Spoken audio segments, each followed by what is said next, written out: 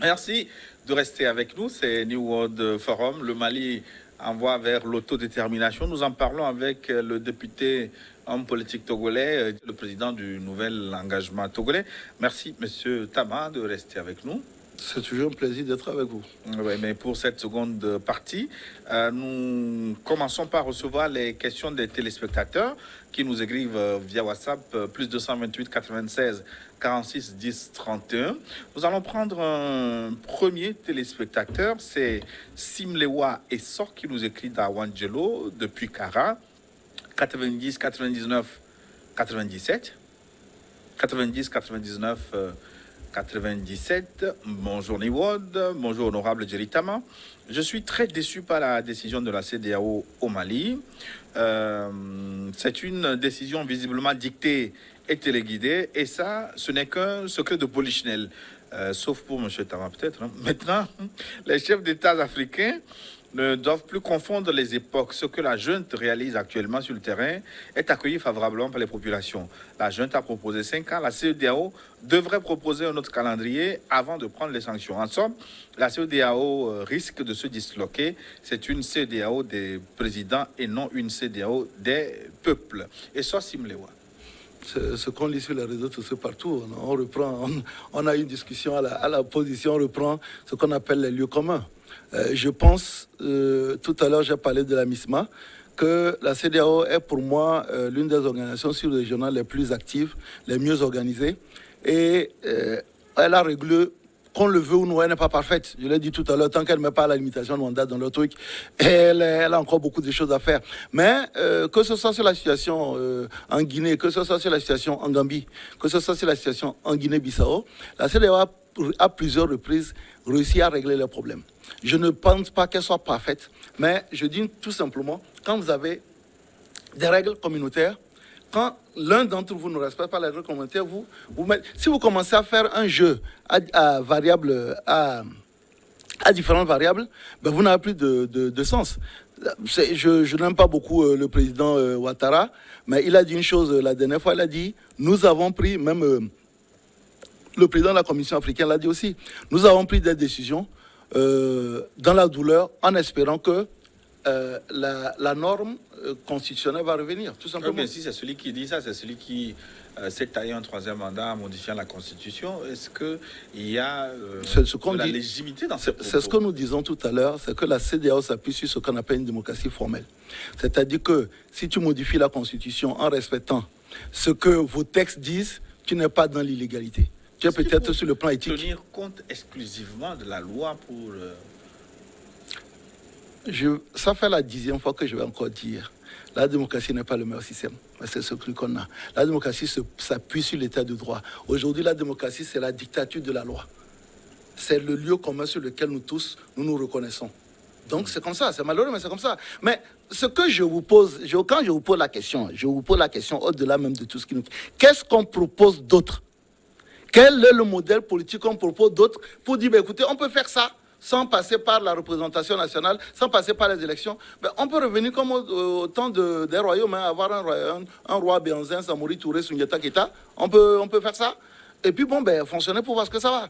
Mais si nous avons décidé de mettre l'ensemble de nos pays sous la bannière de la République, avec des élections comme mode d'alternance, nous sommes obligés de faire en sorte que chaque fois que les règles communautaires sont bafouées, qu'il y ait une réaction. C'est tout simplement, c'est un peu comme le code pénal. On dit, si tu tapes quelqu'un, tu prends 6 mois de punition.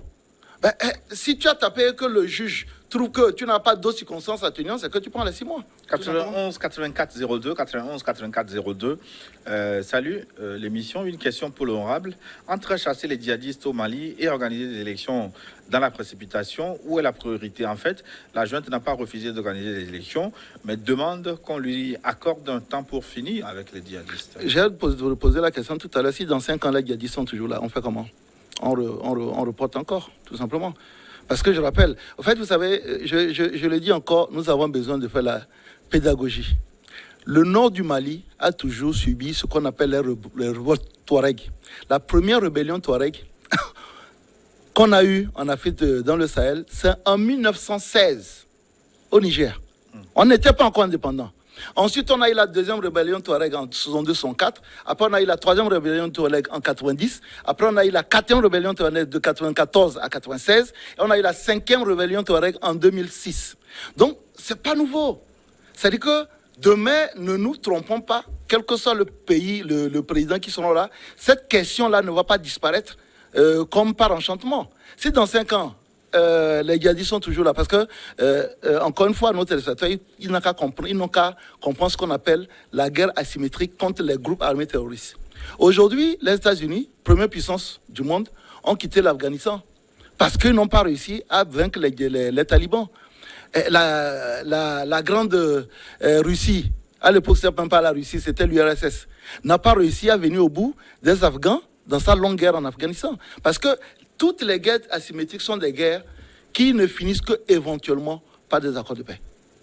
Sinon, la personne, elle sort, elle tire, elle se met derrière les femmes et les enfants, vous ne pouvez pas riposter. Donc si dans 5 ans, en 2025, les djihadistes sont là, j'ai parlé aujourd'hui des 2 grands groupes de terroristes qui sont là. S'ils sont toujours là, on fait quoi? On dit, écoutez, on reporte encore dans 5 ans. Qu'est-ce qu'on fait? C'est-à-dire que c'est une question.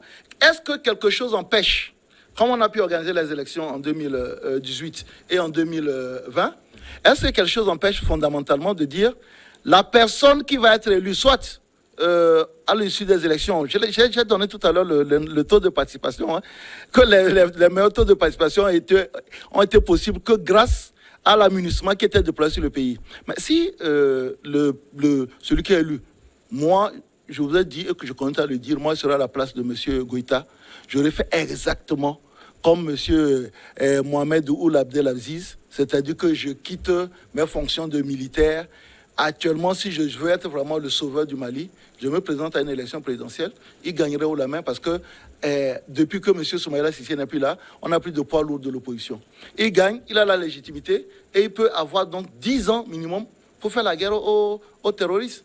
91, sans que ça ne dérange que personne. Moi, demain, M. Goethe devient président et a organisé une élection. Moi, ça ne me dérange pas. Demain, on aurait organisé, au lieu de faire les assises de la transition, je vous ai dit aujourd'hui, les 110 partis du cadre des champs n'y ont pas participé. Beaucoup de membres du M5 n'y ont pas participé. On ferait un référendum, tout simplement, pour dire, nous soumettons au peuple malien les conclusions des assises de la refondation. Mais aujourd'hui, la CEDEAO aurait énormément de difficultés à remettre en cause le choix du Mali à travers un référendum. Parce que, vous savez, nous, les politiciens, on s'est manipulés. Aujourd'hui, si... Vous pensez que si ces propositions des assises sont envoyées au référendum... Personne ne peut les contester. Oui, mais est-ce que le peuple n'aurait pas voté oui Mais non, c'est ce que je dis. Je dis si aujourd'hui, la junte présentait à la CEDEAO en disant nous avons demandé, lors d'un référendum, à l'ensemble des populations maliennes de nous donner 5 ans. Et lors de ce référendum-là, le peuple malien s'est prononcé pour 5 ans.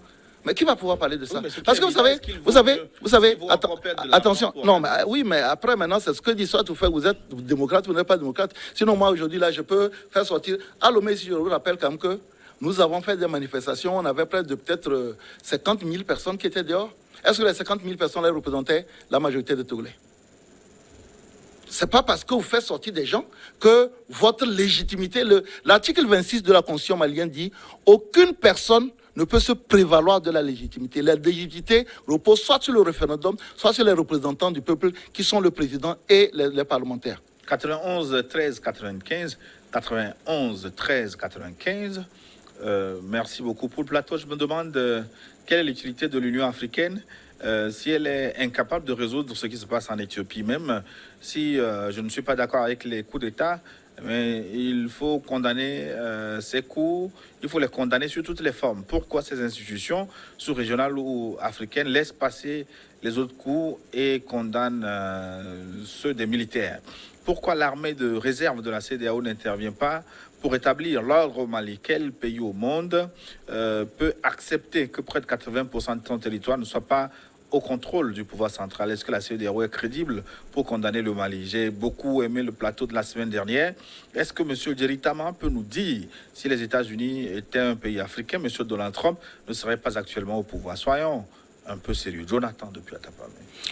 Encore une fois, bon, c'est Nous sommes là pour faire de la pédagogie. Actuellement, la CEDEAO a 7000 personnes au Mali pour aider au rétablissement de la paix. Mais je rappelle encore, il faut vraiment faire cette pédagogie pour expliquer aux gens que les guerres asymétriques ne sont pas comme des guerres conventionnelles. Je l'ai entendu parler de la Somalie, et non de l'Éthiopie. C'est Éthiopie ou bien Somalie? Il parlera d'un pays de la Corne d'Afrique. C'est Éthiopie ou bien Somalie? Mais l'Éthiopie aujourd'hui, le jeune président, le Premier ministre, a rameuté ses troupes. Et aujourd'hui, c'est le Tigré qui est entouré par les forces. C'est à la limite même l'exemple qu'il donne, c'est l'exemple type d'un pays avec l'appui des Russes, dit-on. Non, avec non, ils n'ont pas eu de troupes de sol des Russes. Ils ont acheté des équipements, ils ont acheté beaucoup de drones, des drones turcs et russes. Aujourd'hui, non, mais ce que je veux dire, c'est qu'aujourd'hui, que les Maliens ont acheté des hélicoptères russes, des Mi-24, qui sont des hélicoptères très puissants, c'est normal, c'est leur légitimité. C'est pour ça que je dis, quand je compare ce qui se passe au Nigeria, avec Boko Haram qui a occupé quasiment tout le nord du Nigeria, mais les Nigériens se battent contre Boko Haram. Moi, ce que je souhaite pour le Mali, pour sa souveraineté, c'est qu'ils disent aujourd'hui à toutes les troupes qui sont là, sortez de chez nous et on va régler nos problèmes. Et que si la CEDEAO n'est pas contente, ils sortent de la CEDEAO. En fait, c'est que peut-être les gens ne comprennent pas ce que je dis. C'est que quand tu es dans une communauté, tu respectes les règles de la communauté ou bien tu t'en vas. Aujourd'hui, moi, je serais, les Maliens, je dirais, toutes les troupes extérieures dehors, laissez-nous, si ils veulent prendre des mercenaires, libre à eux. C'est leur souveraineté. Personne ne viendra dire au peuple malien, ou bien au gouvernement malien, ce qu'il doit faire. Si aujourd'hui ils sortent de la CEDEAO, personne ne viendra leur donner des sanctions parce qu'ils sont plus dans la CEDEAO, tout simplement. Mais maintenant, c'est que si vous êtes dans la CEDEAO, comme je l'ai dit, ce n'est pas uniquement le Mali qui subit les sanctions. Chaque fois qu'un pays rompt l'ordre constitutionnel, les sanctions tombent automatiquement. On a eu ça au Togo, on a eu ça au Niger, on a eu ça en Gambie, on a eu ça en Guinée-Bissau, on a eu ça en Guinée. Mais actuellement, de toute façon, quand on prend les sanctions qui sont tombées sur les Guinée, mais c'est exactement les mêmes sanctions, la première vague de sanctions qui était tombée sur le Mali lors du premier coup. C'est pas... Moi, quand j'entends les gens dire qu'il y a un coup, il y a une conspiration contre le Mali, excusez-moi, moi, en tant que Togolais, j'ai perdu comme 17 camarades d'armes.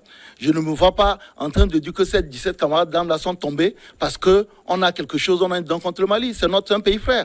99, 98, 13. 99, 98, 13. J'ai l'impression que M.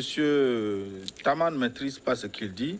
Bien, bravo. Il semble lui-même faire parler ses émotions. Je renvoie M. Djeri à lire La démocratie selon Périclès. Lorsque le fils d'Ibeka a détourné plusieurs milliards, où était-il? On doit mettre une différence entre les coups d'État, ceux des années 60, qui sont commandités par la France pour renverser les régimes démocratiquement élus. Mais de nos jours, les coups d'État au Mali sont contextuels et endogènes. Si les institutions de la République sont menacées, l'armée est là pour jouer son rôle républicain et transmettre le pouvoir aux civils capables de relever le défi. Gide, on dit depuis Bagdad. La constitution malienne interdit les coups d'État. C'est écrit dans la constitution, article 12. La constitution malienne interdit les coups d'État. C'est-à-dire que je ne suis pas dans l'émotion. Je rappelle encore que moi, je fais mon analyse politique ici. J'ai pas mal d'amis qui sont aujourd'hui au Mali, qui se battent, qui sont des frères d'armes que j'ai connus ailleurs. Et je pense que l'armée malienne est une armée combattante, battante, et malheureusement qui souffre de la corruption, comme dans beaucoup de pays. Mais là aussi, la corruption est encore plus importante. Vous avez aujourd'hui des gens qui passent sur le terrain pour aller affronter l'ennemi avec 2 chargeurs de 30 cartouches. Pour des fusils mitrailleurs qui tirent à peu près 300 coups à la minute. Comment est-ce que vous voulez que les gens puissent faire la guerre? Donc, moi, cette fuite en avant qui consiste à trouver toujours que c'est les autres qui sont en tort, je ne m'inscris pas dedans. Mais maintenant, après, nous sommes dans un débat, chacun a la liberté de son opinion. Si le fils de monsieur Ibeka détourne de l'argent, qu'il soit sanctionné. Moi, ça ne me dérange pas. Je ne suis pas en train de l'encourager, mais ce n'est pas parce que le fils de quelqu'un détourne de l'argent qu'on fait un coup d'État. Parce qu'à partir de là, vous allez avoir des coups d'État tous les 2 jours. Sana Sadio nous écrit un long courrier. Sana Sadio, est-ce que je peux vous renvoyer son numéro? 96 51 30 96 51 30. Transférez-le-moi par chose, je regarderai plus tard. 100% en accord avec les propos de l'honorable député Djeri Tama. Le vrai problème du Mali se base sur la situation des Touaregs qui sont exclus de la vie institutionnelle du Mali depuis l'indépendance. Voilà quelqu'un qui connaît l'histoire du Mali. Bravo, merci. La rébellion au Mali date de 1963, soit 3 ans après l'indépendance du Mali en 1960. On en compte 5 aujourd'hui. Voilà, j'en ai parlé tout à l'heure. Les accords de paix successifs ont été signés. L'accord d'Alger, le dernier en date 2015. de mai 2015, mais ils n'ont jamais été respectés par les autorités maliennes car ils avaient le rapport de force de leur côté avec le soutien de la puissance militaire. Les 4000 combattants Touaregs qui étaient membres de l'armée libyenne de Kadhafi qui sont ont rentrés rejoint avec armes le Nord Mali suite à l'effondrement de la Libye, sont venus renforcer les projets indépendantistes qui ont bouleversé les rapports de force.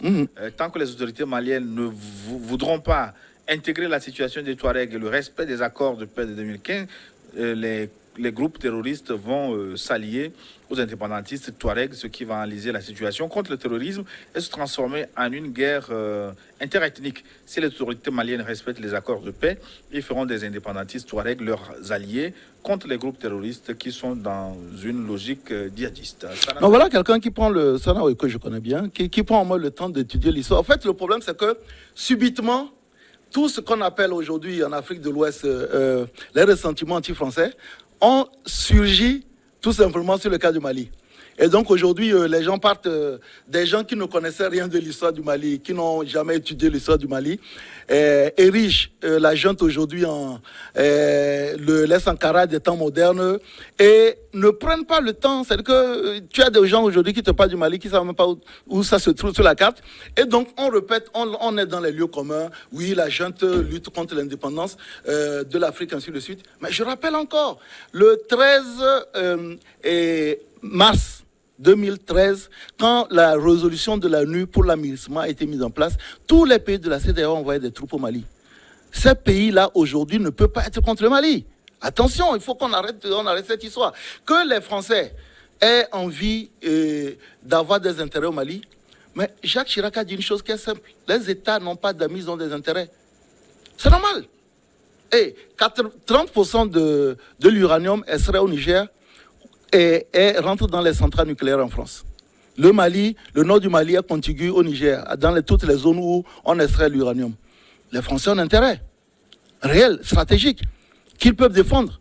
Maintenant, moi, ce que je refuse, c'est notre victimisation. On passe notre temps à dire, oui, les gens nous trichent, oui. Mais nous aussi, nous sommes des peuples. Ça fait 60 ans que nous sommes au pouvoir. On ne peut pas passer notre temps à dire oui, ou bien comme certains disent, les chefs d'État africains, là, ils sont trop bêtes, quoi. De toute façon, on les manipule. Non. Il y a des rapports de force et c'est à nous. Je vais vous donner un exemple. Dernier exemple. Le Vietnam. Le Vietnam a eu sur son territoire plus de bombes que lors de toute la Deuxième Guerre mondiale. Le Vietnam a fait la guerre d'Indochine contre les Français et la guerre du Vietnam. Aujourd'hui, le Vietnam est le 4e dragon de l'Asie du Sud-Ouest. Les Vietnamiens ne se lèvent pas chaque matin pour dire oui, les Français nous ont colonisés, ils nous empêchent d'avancer. Mais nous, on est là. On passe notre temps à dire, oui, c'est les Français. Parfois, on se demande même si les Français n'avaient pas existé, on les créerait. C'est à nous de créer nos propres conditions de développement. Et malheureusement, les Vietnamiens se plaignent ou non. Non, mais je dis aujourd'hui, nous mangeons, dans beaucoup de nos pays, nous mangeons du riz qui vient du Vietnam. Aujourd'hui, le Vietnam te fait du riz sur l'ensemble des saisons, puisqu'ils maîtrisent l'irrigation, et te font du riz quasiment à 20 à 30 tonnes l'hectare. Alors que nous, on n'arrive même pas à faire 5 tonnes l'hectare ici. Peut-être que vous déjeunerez bientôt avec du riz malien. Alhamdulillah. Que pensez-vous de la sortie de l'Union africaine qui approuve à la fois les sanctions de la CEDEAO, mais qui propose une transition de 16 mois maximum selon l'Union africaine? C'est ce qui est réaliste. L'Union africaine a proposé 16 mois, l'Algérie a proposé 12 mois. Même aujourd'hui, quand j'entends tout le monde dire Russie, les Russes ont demandé à ce que la junte propose un délai raisonnable.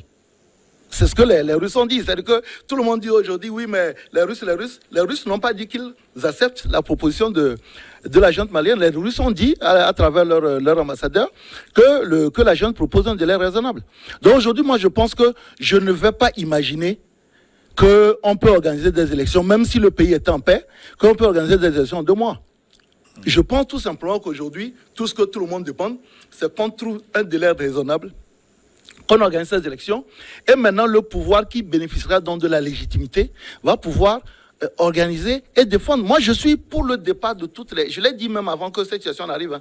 J'ai toujours dit que pour moi, pour que le Mali retrouve toute sa souveraineté, c'est faire partie de toutes les troupes.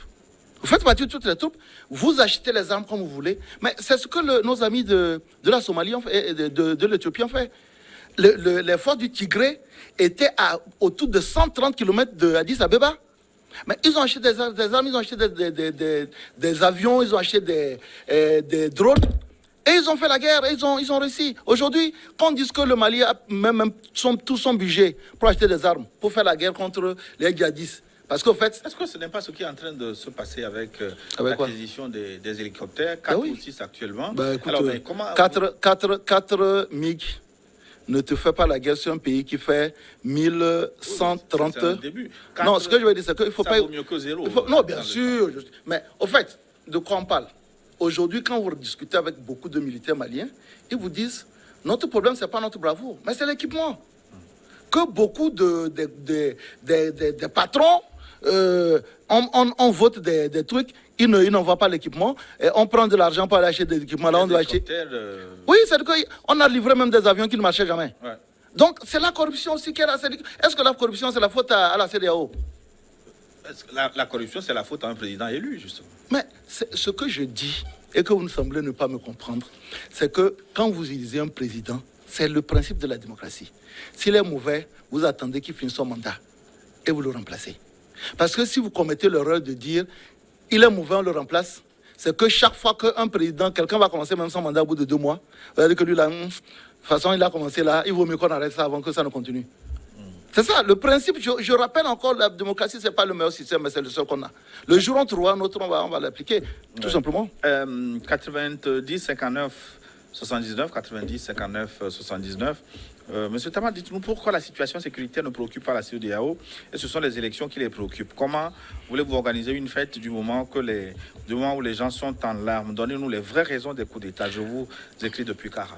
Mais encore une fois, les amis, je ne vais pas répéter 1000 fois que nous avons 7000 troupes de la CEDEAO qui ont été les premières à être déployées dans le cadre de la MISMA, Mission internationale de soutien au Mali sous conduite africaine, et que la CEDEAO a envoyé les toutes premières troupes pour aller aider le Mali à récupérer le reste de son territoire.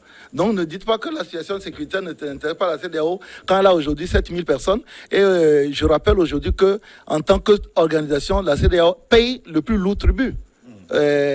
Comme mort après le Tchad. Le Tchad est le tout premier, ils ont perdu 60 personnes. Mais après le Tchad, c'est la CEDEAO. Bien entendu, l'armée malienne a le plus grand nombre de morts. Mais après, au niveau des troupes extérieures. Donc, c'est ce que je dis, c'est que vous savez, il faut qu'on fasse des émissions comme celle-là pour expliquer. Parce que les gens ont l'impression que la CEDEAO s'est levée tout simplement. Mais c'est la CEDEAO qui a intervenu en premier et qui a aidé à ce que l'armée malienne reprenne le contrôle de l'ensemble du territoire. Parce que Akmi et le Ansar Dine étaient en train de descendre. Si vous regardez la carte du Mali, les rebelles avaient pris l'Azawad. L'Azawad qui représente à peu près 60% du territoire. Mais c'est une population, c'est une zone désertique avec... Le Mali, c'est 20 millions de personnes. L'Azawad, c'est 1,3 million. C'est-à-dire qu'à peine 1/5 de la population vivent sur 60% du territoire. C'est pour ça, quand les gens disent, oui, mais 60% du territoire échappe, mais c'est 60% du territoire avec 1 million de personnes. Et ce 60% de territoire, c'est une zone complètement désertique. Les quelques villes que vous avez des Tessalites qui sont au Grand Nord là-bas. Tessalites arrive aujourd'hui à exister avec Kidal parce qu'il y a un aéroport. Parce que quand tu quittes Bamako pour arriver à Tessalit, tu fais 2000 km. C'est-à-dire que ça dépasse Lomé-Ouaga. Ça fait 2 fois Lomé-Ouaga. Donc, il faut que les gens comprennent ces réalités-là. Si on dit, oui, 60% de la zone échappe au contrôle du gouvernement, mais c'est que 60% de zone désertique qui est extrêmement difficile à tenir. 93, 58, 43. 93, 58, 43. Bonjour à votre invité. On ne peut pas organiser une élection présidentielle législative locale dans le délai proposé par le syndicat de chefs d'État. Le délai raisonnable d'une bonne transition dans un pays divisé et menacé est de 1 à 3 ans. Question à votre invité. Pensez-vous qu'on peut organiser des élections dans ce contexte où les textes fondamentaux, la Constitution, le code électoral sont à réécrire. Le Mali n'est pas loin de frapper sa propre monnaie, puisqu'il avait déjà fait. Ne pensez-vous pas qu'une élection mal organisée dans un pays peut réveiller toujours les mêmes démons? Pourquoi la CEDEAO presse les autorités maliennes à mal organiser les élections? Sylvestre, depuis Kégué. Encore une fois, le calendrier de la transition n'a pas été imposé par la CEDEAO. Le calendrier de la transition a été proposé par les forces maliennes, la junte malienne. Quand on a mis en place le gouvernement et on a mis en place ce calendrier-là, la charte de la transition, ce n'est pas la CEDEAO. La CEDEAO a pris acte de la charte de transition parce que le principe de la CEDEAO, c'est qu'en cas de rupture de la Constitution et de l'ordre constitutionnel, c'est de revenir à la norme constitutionnelle dans les meilleurs délais. Dans certains pays, ça fait 2 ans. Dans certains pays, ça fait 1 année.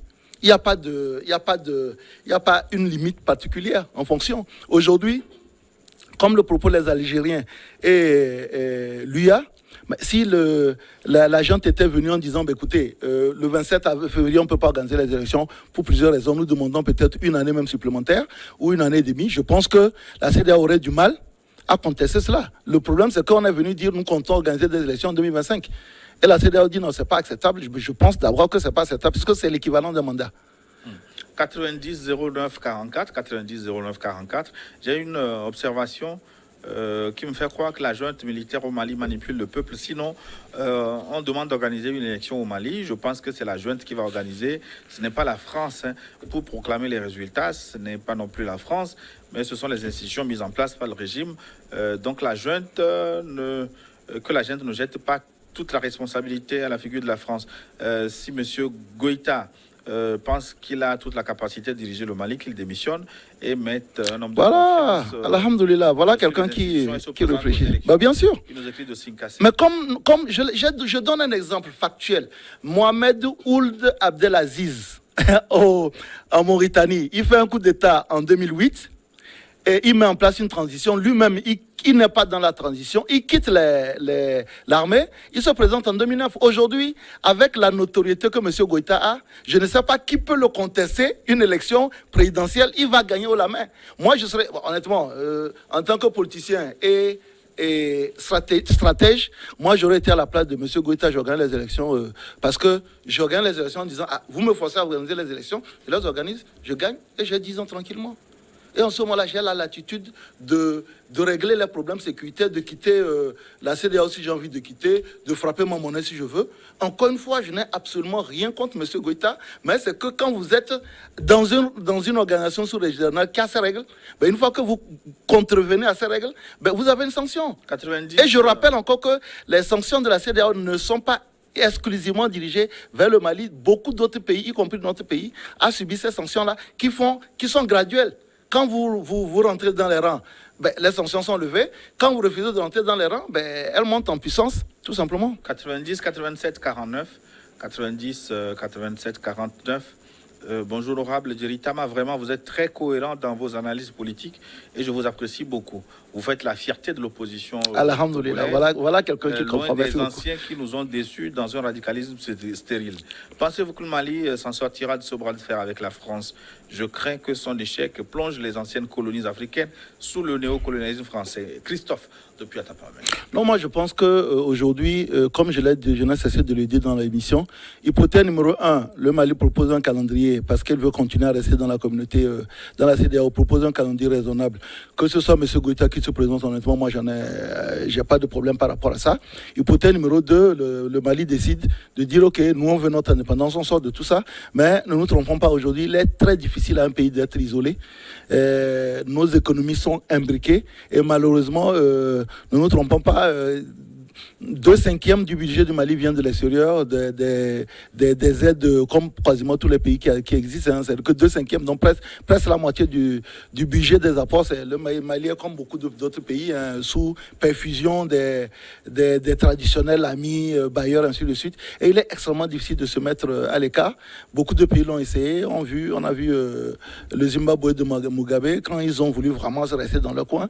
Entre-temps, pour aller acheter une baguette de pain, il fallait prendre un camion de dollars des Zimbabwéens pour aller le faire. Donc, c'est pas toujours évident Hein, pour moi, je pense que l'intégration sous-régionale que nous avons aujourd'hui, c'est vrai qu'initialement, la CEDEAO, c'était une zone de libre-échange. Aujourd'hui, elle est devenue aussi une zone de libre-échange, mais politique.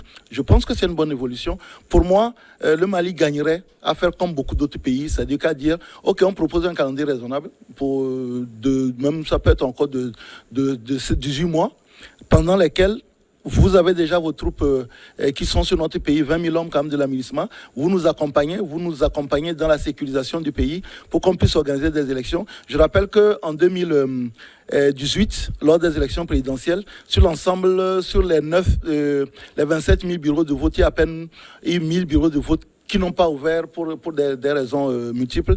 Donc ça reste quand même assez raisonnable, même dans beaucoup de pays qui sont des pays en paix. On a à peu près les mêmes ratios. Je vous ai prouvé tout à l'heure que, en réalité, les seuls moments où on a eu un taux de participation plus élevé, c'est entre 2013 et 2018. Dans les élections précédentes, on avait des taux de participation très faibles. Donc, il n'y a pas une corrélation aujourd'hui entre le taux de participation et la situation sécuritaire du pays. Parce que justement, les 20 000 personnes, plus maintenant le reste, aident les forces, les armées maliennes à sécuriser le pays et à permettre l'organisation des élections. Donc, oui, organiser les élections dans les délais raisonnables. Et à partir de là, moi, je suis à sa place, je me présente, je gagne. Et je n'ai plus de problème avec qui que ce soit. Je rentre dans le Conseil des Nations. Je deviens aussi syndicaliste, syndicaliste de la CEDEAO, et puis c'est fini. À l'Oignon Yao, à Gbessi, il se demande à qui profitent les sanctions contre le Mali. Les sanctions contre le Mali ne tuent-elles pas par hasard l'économie de la sous-région? Oui, mais c'est un risque à prendre. Aujourd'hui, vous savez, le Sénégal, par exemple, qui a été l'un des pays qui était pour les sanctions, c'est quasiment 400 milliards de transactions entre le Sénégal, qui est le premier partenaire du Mali. Donc voilà, mais après, de temps en temps, pour faire un enfant, ça fait mal. Donc de temps en temps, il faut souffrir pour enfanter quelque chose. La CEDEAO veut absolument éliminer les coups d'État dans la zone sous-régionale. Moi, je suis parfaitement d'accord. La deuxième étape, c'est éliminer les coups d'État entre guillemets constitutionnels et faire en sorte que la limitation du nombre de mandats à 2 soit dans le protocole sur la bonne gouvernance et la démocratie pour qu'on puisse faire la boucle. Mais moi, je l'ai dit, je suis un ancien militaire, un ancien officier, je suis absolument opposé au coup d'État. Les militaires n'ont rien à voir si un militaire, moi vous savez, je suis aujourd'hui politicien, j'ai démissionné de l'armée. Un militaire qui veut faire la politique, il démissionne et puis fait comme tout le monde, il s'aligne et il obtient l'onction du peuple. 99 52 10, 99 52 10. J'ai comme l'impression que nos hommes politiques togolais ne comprennent pas le problème malien et c'est regrettable. Est-ce que les élections en elles seules règlent le problème de djihadistes importés? Sur une chaîne étrangère, le président du Niger, Mohamed Bazoum, a déclaré qu'aucune disposition des textes de la CEDEAO ne permet la fermeture de frontières comme sanction contre un État. Et pourtant, cette sanction a été appliquée. Votre invité peut nous donner les références des tests de la CEDEAO qui ont été appliquées. Aussi, peut-il nous dire la mission assignée à la MINUSMA, Barkhane Takuba, et pourtant, les terroristes avancent toujours dans le pays? Bon, je pense qu'il y a des gens qui prennent les missions au coup de route parce que tous ces éléments-là, je les ai donnés. Aucune force conventionnelle ne gagne une guerre asymétrique. Et je rappelle quand même que c'est dans ce pays que les Américains, qui sont la plus grande puissance, ont quitté l'Afghanistan après 20 ans où ils ont essayé de pacifier le pays sans réussir. Donc, ne nous trompons pas. Vous prenez même l'armée américaine qui est d'ailleurs au Niger et au Mali avec les drones.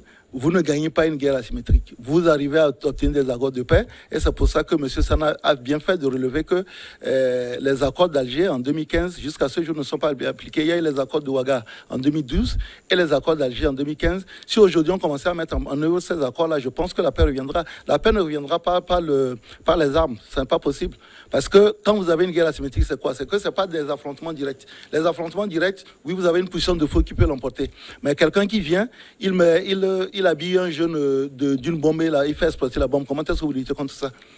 Quelqu'un aujourd'hui, ce qu'on appelle les mortiers, qui font des tirs courbes, ils mettent des mortiers à 500 mètres, ils vous balancent des roquettes. Le temps que vous organisez, ils ont disparu. Vous les faites comment? Quand vous regardez aujourd'hui sur les vidéos, les gens, ils sont sur des petites motos et ils font des attaques, ils apparaissent, ils disparaissent. Ce n'est pas une guerre qu'on va gagner par la puissance des armes. Vous pourrez mettre 1 million de personnes au Mali, vous ne pouvez pas gagner cette guerre-là. La guerre ne peut se gagner que par le biais des accords. Et les accords d'Alger étaient de très bons accorts. Maintenant, les gens qui disent oui, mais il faut... Non, vous pouvez mettre tout le monde, vous ne pourrez pas gagner une guerre asymétrique. 91 55 29, 91 55 29. Bonjour Gilles, bonjour honorable. Prière, arrêtez de manger du colico pour expliquer en quoi les principes démocratiques obligent à l'organisation d'élections en situation de guerre, comme au Mali. 17 Togolais sont tombés en 8 ans. Pour quel résultat en tant que député togolais? Les élections présidentielles sont-elles la solution au problème touareg? Quelle est lui sa solution? C'est-à-dire qu'encore une fois, il ne suffit pas de poser des problèmes. La solution, c'est la proposition de Goïta. Ben oui, mais en fait, les gens ne comprennent pas ma position dans cette... Je dis, sur le fond, je ne suis pas contre la position de Goïta. Moi, je serais M. Goïta, puis je vais aller plus loin. Je renvoie tout le monde et puis je fais ce que je veux dans mon pays. D'autant plus que manifestement, il a l'appui de son pays. Mais maintenant, c'est que les sanctions existent aujourd'hui parce que le Mali est membre de la CEDEAO, tout simplement. Donc, si demain le Mali décide de quitter la CEDEAO, il n'y a plus de sanctions, tout simplement. Donc aujourd'hui, est-ce que vous imaginez la CEDEAO en train de prendre des sanctions contre le Tchad? Le Tchad n'est pas dans la CEDEAO. Et la CEDEAO ne peut pas prendre des sanctions éventuelles contre la Mauritanie parce que la Mauritanie n'est pas dans la CEDEAO. C'est tout simple. Il faut peut-être que les gens comprennent ce que nous sommes en train de dire. C'est-à-dire que si aujourd'hui le Mali décide de sortir de la CEDEAO et de dire nous on veut même prendre 20 ans avant de faire des élections, libre à eux. Mais c'est qu'il faudra sortir la CEDEAO, il faudra sortir l'Union africaine, parce que c'est des accords communautaires. Une fois que vous êtes dedans, vous respectez la règle. Quand vous n'êtes pas dedans, personne ne vient vous chercher. 91 72 55, 91 72 55. Bonjour, chers invités. Je voulais savoir où était la CEDEAO quand les présidents modifiaient les constitutions pour se maintenir au pouvoir. Je respecte bien nos présidents, mais je soutiens les Maliens dans leur lutte. Les sanctions, c'est pour faire souffrir davantage le peuple malien et non les autorités de transition. Je vous écris depuis Noche. J'ai déjà répondu. La CEDEAO est dans une démocratie formelle. Si vous modifiez votre constitution en respectant les lois de votre pays, la CEDEAO ne viendra pas vous sanctionner. Et je répète encore que pour moi, aujourd'hui, l'évolution que la CEDEAO doit faire, c'est de dire, dans l'espace CEDEAO, nul ne doit faire plus de 2 mandats, tout simplement. Voilà, c'est ce que dit. C'est que, et quand vous suivez même les conclusions de la conférence des présidents, on a demandé à la commission de la CEDEAO de faire des propositions allant dans le renforcement des outils du protocole sur la bonne gouvernance et la démocratie. J'espère que ces propositions-là iront dans le sens, parce que je rappelle qu'aujourd'hui sur les 15 pays de la CEDEAO, il n'y a que 2 présidents qui font plus de 3 mandats. 2 mandats, c'est que le Togolais et l'Ivoirien. Au Togo, la situation est particulière parce que M. Fonya Singbe est venu trouver une constitution, il n'y a pas de limitation. Et nous, c'est notre législature qui a limité. Le vrai test, ça va être en 2030. Si en 2030, on respecte la constitution, donc ça veut dire que l'acteur président ne se présente pas. S'il ne respecte pas, là, en ce moment, on parlera de coup d'État constitutionnel. Donc, si on prend factuellement sur 15 pays, il n'y a que la Côte d'Ivoire qui a modifié la constitution, puisque la Guinée n'y est plus. Non, ce que je veux dire, c'est que je parle d'aujourd'hui. Avant, il y avait la Guinée et la Côte d'Ivoire, mais aujourd'hui, il n'y a que la Côte d'Ivoire qui est dans cette situation. Donc, ne jetons pas l'eau du bain avec le bébé. Aujourd'hui, la CEDEAO est en train d'avancer. Elle sait qu'il y a des difficultés, mais moi, je ne suis pas... C'est-à-dire que vous savez... Le panafricanisme, c'est le respect et la fierté de nos valeurs. Quand je prends un président comme le président Boari, je prends son parcours, j'ai un profond respect pour lui. Quand je prends un président comme le président Nana Akufo, j'ai un profond respect pour lui. Il y a plein de présidents africains qui ont parcours, qui sont parfois des grands intellectuels. Et aujourd'hui, moi, je refuse qu'on dise que tous ces présidents-là, ils sont le paillasson de la France.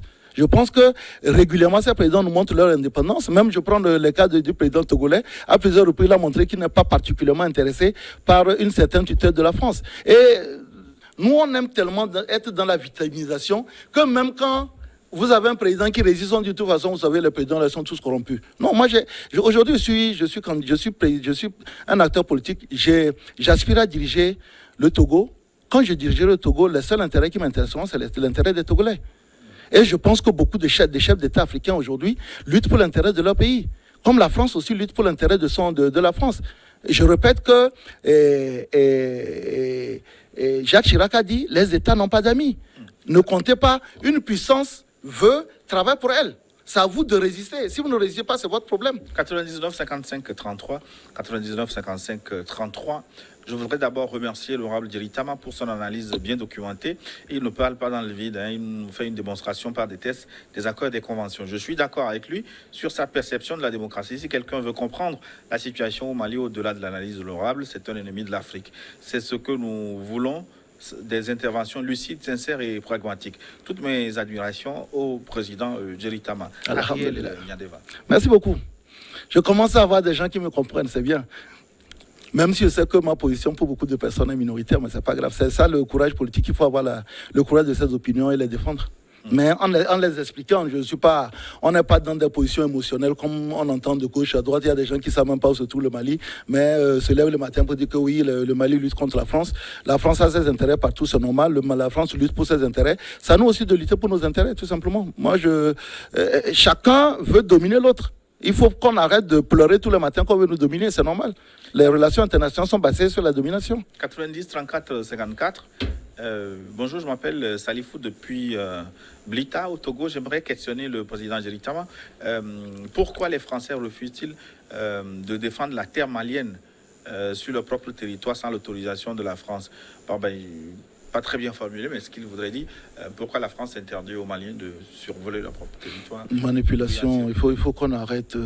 On est dans une telle manipulation, mais que quand les Maliens ont décidé de revenir sur les accords, on a eu des documents signés où le représentant de la force Barkhane au Mali a rappelé aux autorités maliennes les accords. Maintenant, si aujourd'hui les Maliens, par exemple, décident tout simplement d'annuler les accords et de demander, je rappelle encore... Les Maliens ont demandé une renégociation des accords. Les Français font la sourde oreille pour le moment. Vous dites bien pour le moment. Mais si un jour, je rappelle encore que la souveraineté de tous les pays doit être respectée. Si aujourd'hui, formellement, le Mali, la jeune dit, nous demandons à Barkhane, nous demandons à la MINUSMA, nous demandons à Takuba de partir et que les gens restent, je serai le premier à condamner. Parce que pour moi, la souveraineté est quelque chose qui ne doit pas être négociable. Mais maintenant, si vous considérez que les forces là sont là quand même pour vous épauler, et que les Maliens ont récemment demandé qu'on ne survole plus sans autorisation. Non, c'était ce qui a été fait. Non, ce que je dis, c'est que en réaction à la décision de la CEDEAO, les Maliens, et je me souviens que la Barkhane a dit que les décisions de la CEDEAO ne concernent pas, parce que Barkhane c'est français, les Français ne sont pas dans la CEDEAO. Maintenant, après... Les Français ont appuyé les sanctions de la CEDEAO. Oui, bien sûr. Ce que je veux dire, c'est que si aujourd'hui le Mali décide qu'aucun aéronef français ne doit se voler son territoire, ils ont interdit aux Allemands de... Les Allemands ont respecté. Et les Allemands ont respecté. Les Français ont violé. Maintenant, c'est ce que je dis. C'est qu'aujourd'hui, si quelqu'un viole mon territoire, je peux l'abattre. Il n'y a pas de souci. Si aujourd'hui, les Allemands disent et les Maliens disent vous ne devez pas sauver notre territoire et que les Français persistent et qu'il y a un avion français qui est abattu sans respecter l'intégrité du territoire, moi j'applaudirais, bien entendu. Je rappelle encore une fois que je n'ai absolument rien contre le Mali. 90, 33, 81, ils sont très très nombreux. Vous écrivez, nous n'avons plus beaucoup de minutes. On va prendre encore une, deux questions et conclure notre forum. Les autorités maliennes, c'est 90, 33, 81. Les autorités maliennes jouent au dilatoire. Nous devons nous opposer au populisme d'Assimi Goïta qui risque de plonger l'avenir du Mali. Et Sofa Dikeni. Les gens sans légitimité, légalité, veulent faire un mandat avec les avantages. Je suis d'accord avec lui. C'est-à-dire qu'aujourd'hui, c'est pour ça que je dis cela. Au fait, moi, je me disais que nous sommes arrivés à un moment où tout le monde est aware, comme on le dit. C'est-à-dire que nous avons tous les yeux ouverts et que des manipulations comme celle qui est en train de se faire là ne peut pas arriver. Je me rends compte que non. Contrairement à ça, c'est-à-dire que nous sommes dans une situation de manipulation de masse énorme. Il y a un coup d'État. La norme veut qu'après le coup d'État, on se donne une période de transition et qu'on rende le pouvoir aux civils. Rien n'empêche quelqu'un qui est militaire de démissionner, de devenir un civil pour aller se présenter. Si aujourd'hui on me disait que la CEDEAO s'oppose à la candidature de M. Assimi Goïta, sachant bien que dans la charte de la tradition, il est expliqué que le président, le vice-président ne peut pas participer à une élection. Donc, si tu es vice-président, tu ne peux pas participer. Si tu quittes et tu mets un homme de confiance qui est vice-président, tu peux participer. Aujourd'hui, de toute façon, il n'est même plus vice-président, il est le président de la transition. Donc, si aujourd'hui on dit demain qu'on a organisé des élections, que Assimi Goïta se présente et que la CEDEAO est contre, je serai le premier à dire non. Mais après, maintenant, on ne peut pas faire un coup d'État et vouloir prendre un mandat entier. Et je rappelle encore tout à l'heure, je vous ai posé la question, mais si au bout de 5 ans, la situation n'a pas changé, on fait quoi? Plus 222 48 16 53.